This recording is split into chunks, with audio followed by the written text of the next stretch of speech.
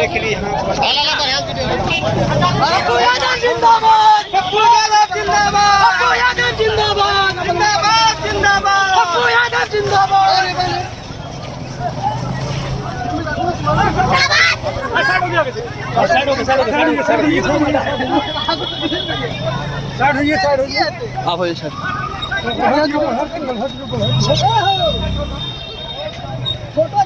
जाइए ना आगे से। चलो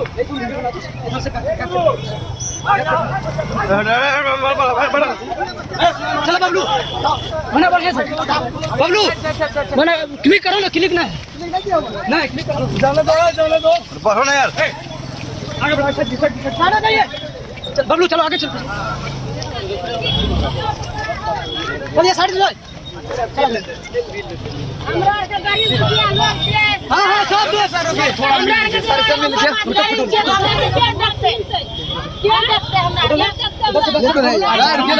यहाँ से हटिए ना।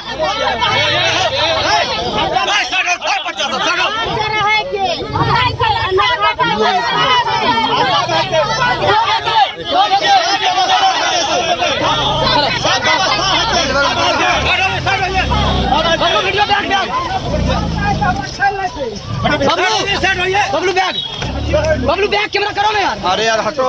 अरे भैया क्या हुआ, चलो पीछे चलो, पीछे चलो, पीछे तुम दौड़ो ना, पहले पीछे दौड़ो, पीछे अरे हटिए ना ताकि आगे आइए ना।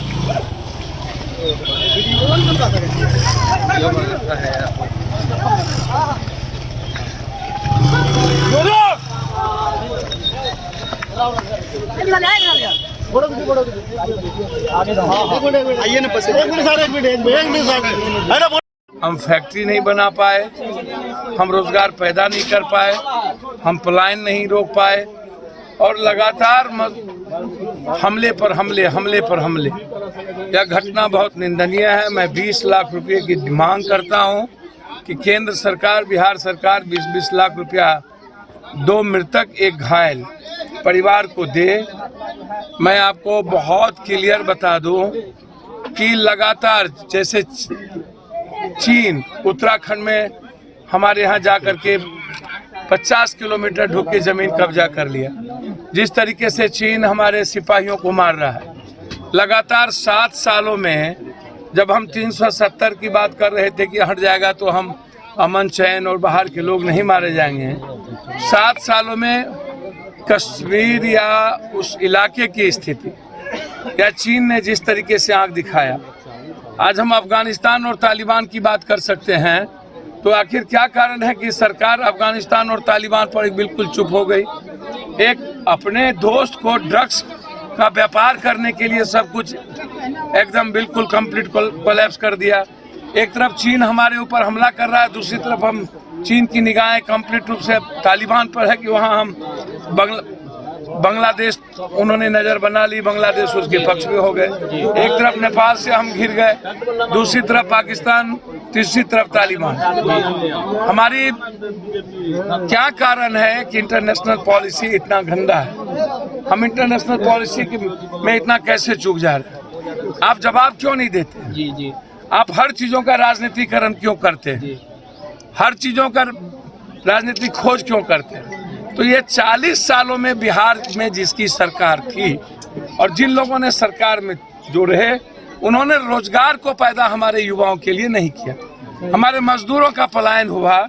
हमारे पास किसान की स्थिति 1 कट्ठे 2 कट्ठे वाली, 1 बीघा से भी नीचे वाली स्थिति रही, जिसके चलते हमारी बहन की, हमारी बेटी की, हमारे बेटा का, हमारे यूथ का, हमारे भाई का कभी भी फ्यूचर बहुत वाइज नहीं रहा, आगे नहीं बढ़ा। नतीजा हुआ कि अपने परिवार, अपनी दादी, अपनी माँ को जिंदा रखने के लिए बहन के तन पर कपड़ा के लिए लोग बाहर जाने लगे और हम हमेशा लाश के रूप में लौट के आते हैं।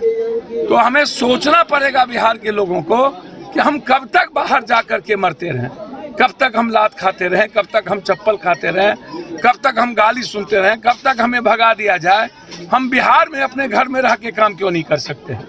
तो इसलिए सरकार बिल्कुल कोलैप्स है, सरकार की पॉलिसी सही नहीं है। सर, आज़ादी के 75 वर्ष हो गए, लेकिन फिर भी जो है आज बिहारी मजदूर जो है बिहार से पलायन को विवश है। तो आप जो है सरकार से क्या मांग करना चाहिए? सर, ये लड़ाई हमारी बचपन से रही जी।